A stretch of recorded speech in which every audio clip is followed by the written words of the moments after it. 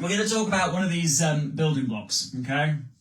Let's go here. I'm going to talk about this. Oh, no. I've changed my mind. I couldn't decide what topic I was going to cover. I've changed my mind. I'm going to talk about a few of these building blocks. So, in your dog's brain, let's dive a layer deeper. In your dog's brain, there are 2 circuits, okay? And these circuits, they look a little bit like this. Let me change my colours, actually, just to make this anatomically accurate. So there's one circuit here, right? And then there's one circuit here, okay? So they're the 2 circuits. Everybody see that okay? You can add it to your notes. Brilliant. Who's on the challenge already, by the way, or who's going to be on the challenge? Who's jumping in? Let me know if you have.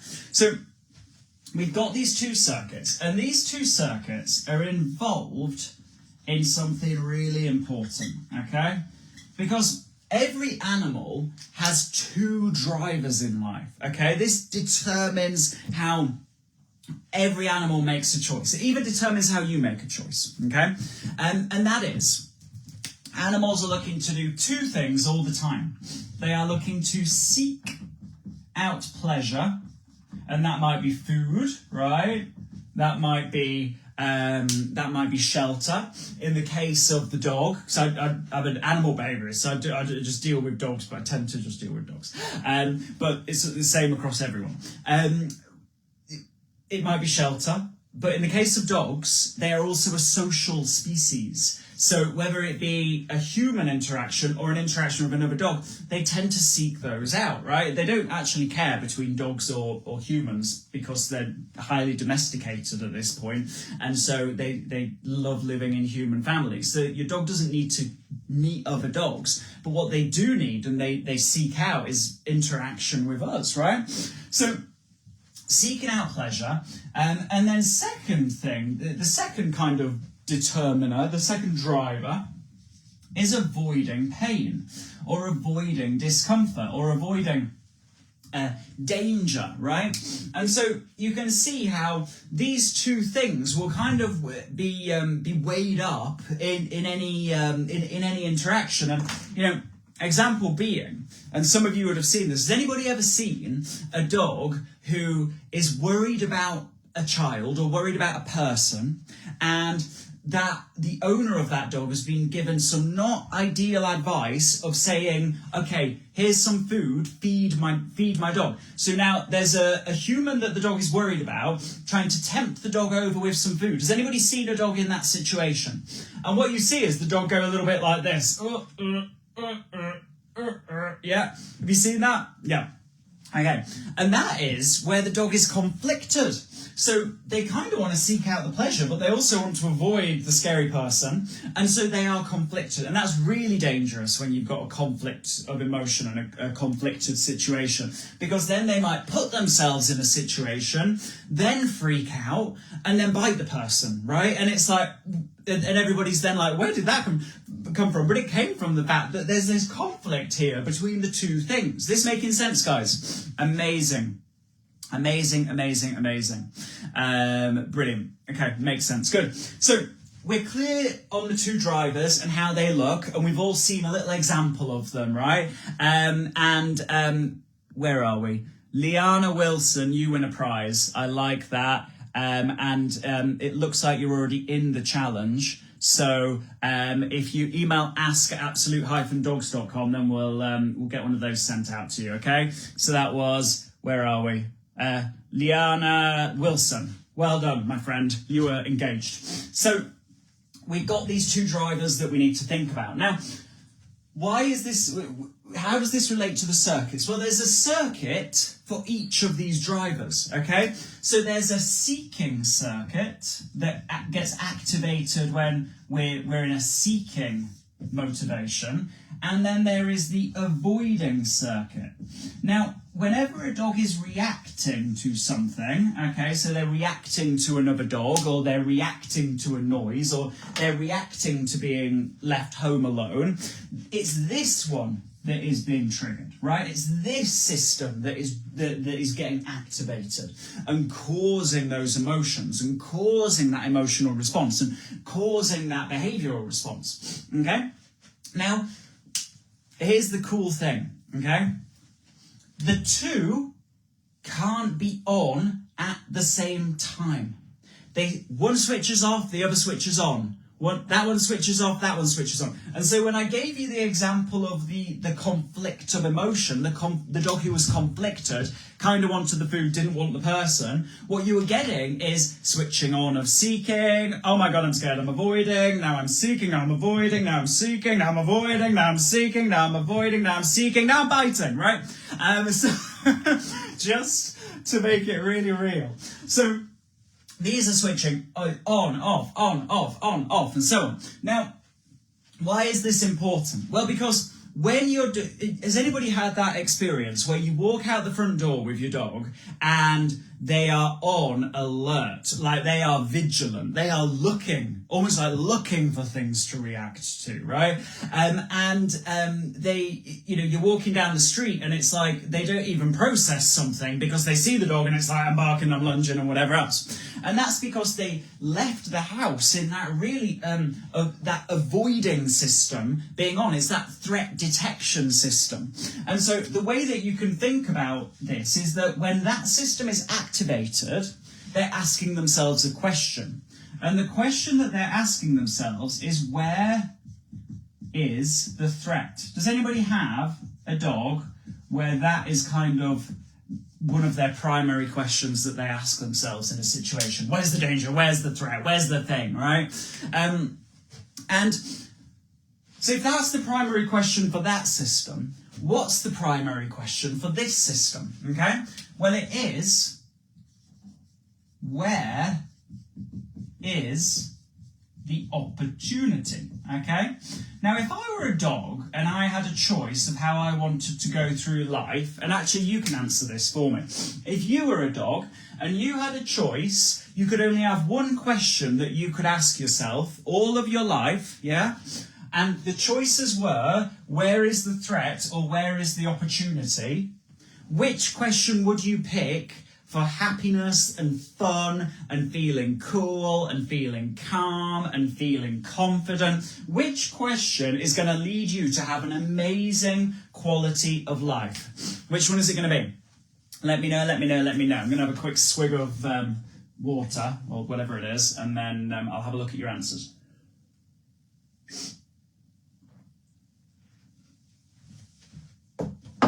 Okay. Who's going to pick where's the threat? No? Okay. Yeah, no, I'm not seeing many of those. Who's going to pick where's the opportunity? How cool would it be to go through life asking yourself, where's the opportunity here, right? What cool things are available? Exactly, Hayley. Where is the cake? I like that. So, where is the opportunity thinking, that seeking system, really helps dogs with their confidence, really helps dogs being responsive to you, because actually when a dog's asking themselves where's the opportunity, we've got lots of I guess, opportunity to interact with them, yeah? Have you ever had it where your dog's not listening because they're checking out the environment, right? And that's because they're like, threat, threat, threat, and you've got all the tasty steak, and they can't see the opportunity that is in front of them, yeah? They can't see, you've got cake, they cannot see the opportunity that's there. It's a little bit like, can you eat delicious cake just before an exam? No, because you're thinking, where's the threat? Right? Exactly the same for humans. So, if this is, a main driver or consideration or challenge or cause of this struggle that is, there's a bit of a kind of behaviour struggle pandemic going on right now. There are a lot of dogs out there that need help and need the right support and need the right kind of training, which we've already discussed. And remember, guys, if you know someone will find this useful, tag them, share this video on your pages, whatever it needs to be to get the people that need to see it, right? So I love it. Charlotte says, you know my dog, which Charlotte Oxenholm that means you've been listening, and that means you win a prize.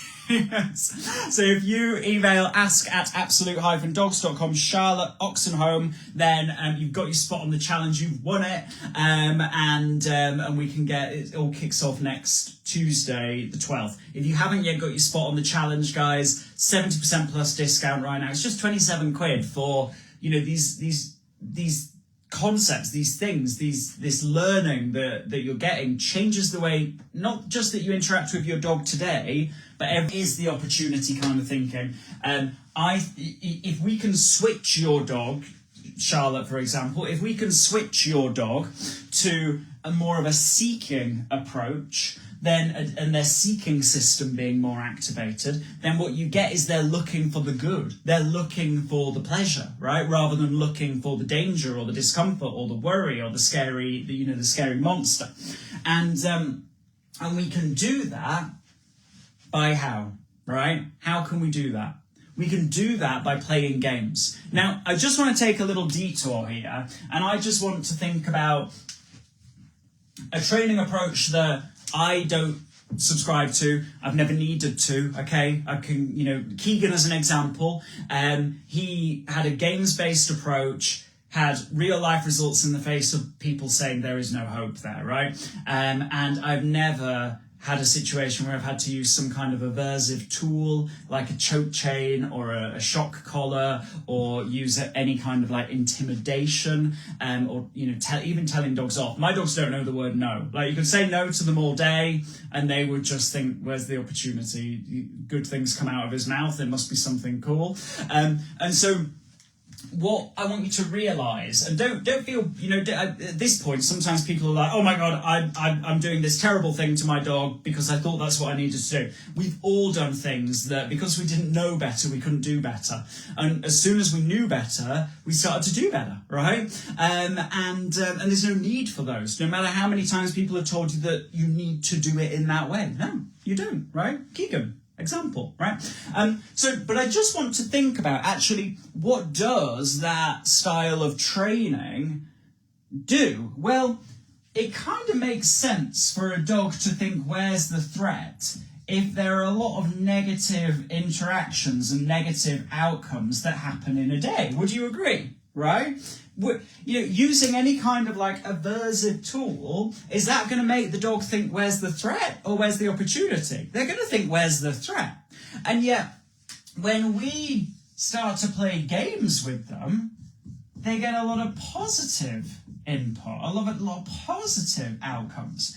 And what we see is they start to think where's the opportunity. Now, I work with a number of dogs where they've had a terrible history, like awful things happen that I don't even want to, describe, because, they've found themselves in an amazing home after having, not great situations happen. And those dogs, when they arrive in that home, they basically discovered there is no opportunity, is what life's taught them. They've taught them, despite what they have been trying in the past, their life did not get better, and it did not stop the bad things from happening, okay? And so they are in a state, effectively, of helplessness. They're like, well, there's nothing that I can do. And so with those dogs, and this is this extreme example has a lesson for each and every one of you, okay? For those dogs, we play a really simple game, okay? And the simple game is that we stick just some kind of like pad or target, or you could even use I can use my old copy of the Naughty But Nice Revolution, stick it on the floor, and all I'm going to do is every time that dog's foot touches the book, I'm going to just toss a piece of food, okay? So at first they'll kind of be like, okay, cool, yeah, great. And then they might accidentally touch it again, and I'll toss another bit of food. And they're like, that's a bit weird. And then they might accidentally touch the book again, and I toss another bit of food. And then they might accidentally toss the book. No, touch the book again, and I toss another bit of food. And what they start to think is, hold on a second, I can influence my world.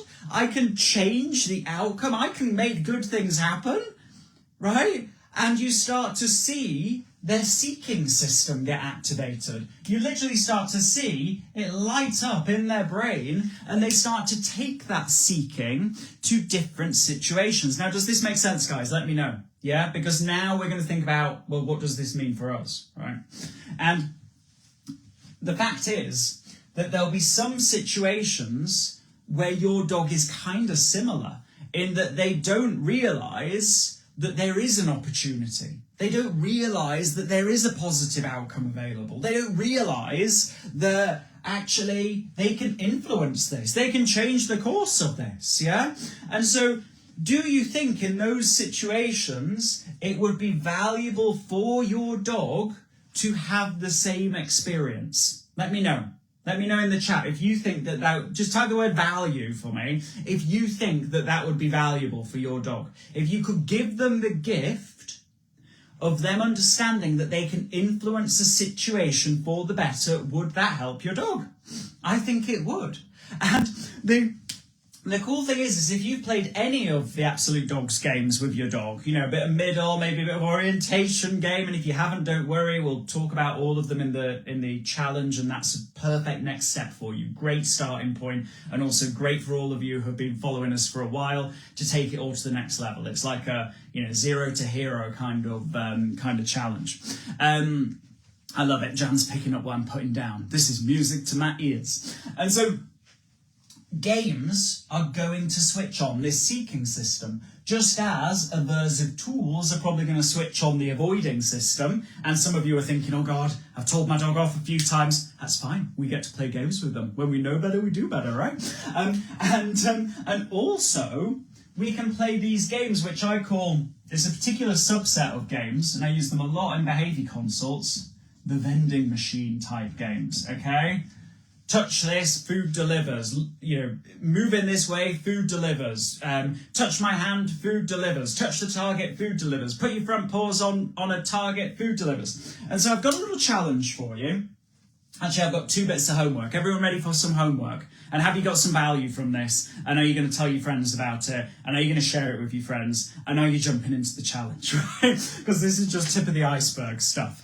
And I know that some of you have this belief that for things to be transformational, oh, sorry, 2 seconds. There we go. For things to be transformational, or for things to be scientifically accurate, or for things to be, in depth, they must be complex. Has anybody got that belief that in order for you to understand something, that's sciencey or transformational or in depth, it's going to be really difficult, and it's going to be really challenging, and it's going to be really tough. And that's probably because you've had teachers in the past who have made things overly complex, or not, actually seen things for what they are and made things simple. Have you understood all of this? Right? Has all of this made sense to you? Have you got things that you can take away and practically implement here? Because this is neuroscience, right? And some of you would have heard the word neuroscience and gone, oh no, that's not for me, I'm not clever enough. No, you are absolutely clever enough.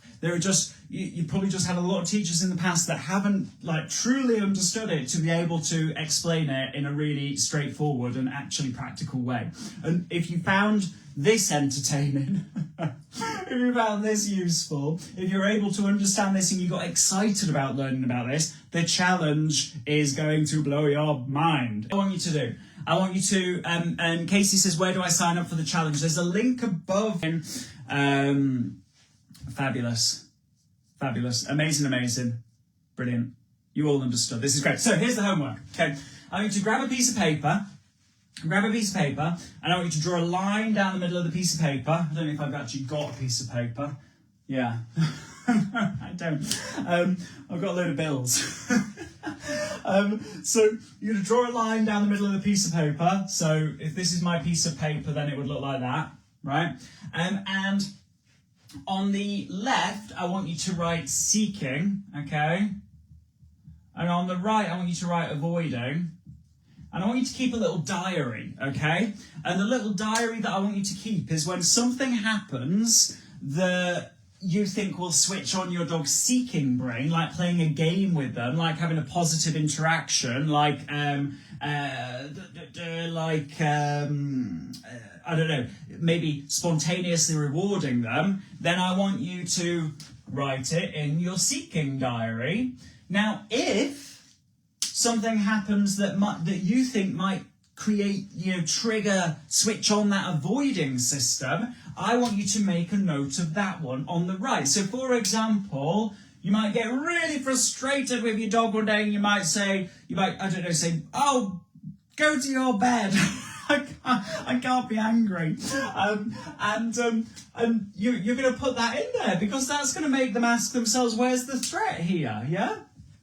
Or maybe they get freaked out by another dog or they react to another dog and they've switched on their own. Where's the threat system, yeah? And what I want to do is over this week that we're going to be working together, what I want you to do is I want you to see, are your seeking inputs more than your avoiding inputs? That means you're heading in the right direction. Life's not perfect. We can't control every element of life. What we're doing as dog trainers, what we're doing as pros, which you are right now, whether you like it or not, you are, and you can homeschool your own dog, absolutely. What we're doing is we're tipping the balance. We're battling the world, but not in the situation way. We're prepping for it, right? We're in training. We're in training for the squirrel, yeah? We're in training for this guy, so that when we see him in the situation, we've got this. Amazing. Now, the second bit of homework that I want you to do is I'd actually like you to purposefully switch on your dog's seeking ability, okay? So the way that we're going to do that is I want you to maybe play this game with your dog, or maybe play another game. Maybe it might be, a game that I love to do, and this is so simple. I do it in behaviour consults all the time. It's called Where's the Tripe Stick, right? And you know those really stinky dried tripe sticks, like they're really stinky. What you're going to do is you're going to pop the tripe stick on the floor and you're going to say, got to get these words right, you're going to say, where's the tripe stick? And then you're going to let go of your dog and you're going to let them go and get it. And as you repeat that, I want you to make it a little bit harder to find, okay? So they've got to start to use their nose. And then what I'd like you to do is have a go at it in the garden. Then what I'd like you to do is have a go, drive somewhere, get your dog out, pop the tripe stick on the floor, make it super easy for them and say, where's the tripe stick? Now, why is this useful? Because one, it switches on the seeking system. Two, it's portable. So it switches on the seeking system in environments that actually might trigger the avoidance system in your dog. So you can actually go to locations where your dog's previously been worried. Third thing that it does is gets your dog to use their nose, which naturally is very linked to this seeking system in the way that the systems overlap. So you're promoting that seeking system further. And the final one is that actually, on a really basic level, how cool would it be when you go on a walk or you go to a new location? How much more enjoyable would your walk be if your dog wasn't asking themselves the question, where's the dog so I can bark at them, was instead asking themselves the question, where's the tripe stick so I can eat it, right? That's the power of questions. So, guys, I want you to have a go at that. I want you to, work at whatever level you're at. I want to make sure that you're jumping into the challenge. It's just £27.